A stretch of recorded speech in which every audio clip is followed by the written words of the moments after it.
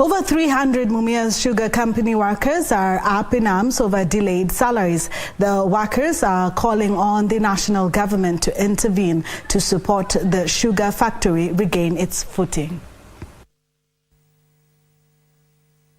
Mumias Sugar Factory has over the years been trying to reclaim its dominance of the sugar sector to the heydays when it controlled 60% market share, boasting of, among others, a crushing capacity of 8,000 tons of sugar daily, operating a water bottling plant and ethanol facility, as well as a cogeneration plant. Sisi kama wafanyakazi tunadai 2.3 billion. Ambapo tunataka tupewe watu wetu tusomeshe watoto, watu wakule chakula kwa nyumba, familia ziwache kusambaratika.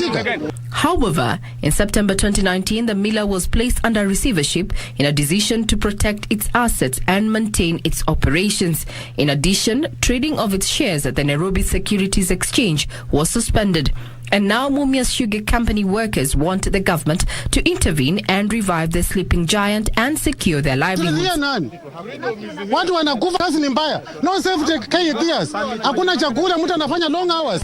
Mumias Sugar Company, in which the government has a 20% stake, is among institutions earmarked for privatization as part of austerity measures by next year. Regina Manyara reporting for Prime Edition.